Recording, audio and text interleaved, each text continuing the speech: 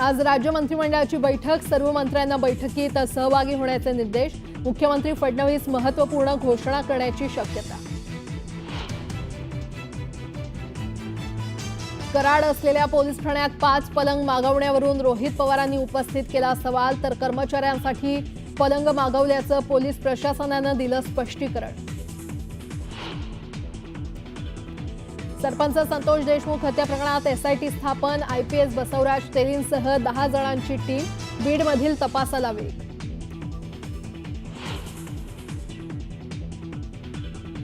ठाकरेंचे माजी आमदार राजन साळवी पक्षाला रामराम करण्याच्या तयारीत। शिर्डीमध्ये 12 जानेवारीला होणाऱ्या अधिवेशनात पक्षप्रवेश जवळपास निश्चित, सूत्रांची माहिती।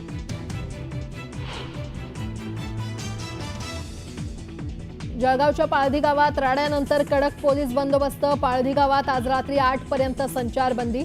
सीसीटीव्हीच्या आधारे पोलिसांकडून आरोपींचा शोध सुरू।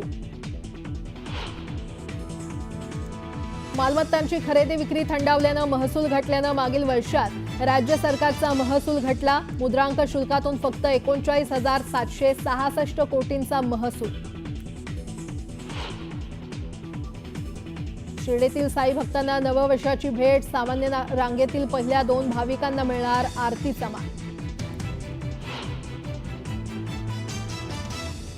राज्यात अनेक भागात कडाक्याची थंडी, तर मुंबईत मात्र उकाडा वाढला। तापमानाचा पारा 37 अंशांवर जाण्याचा अंदाज।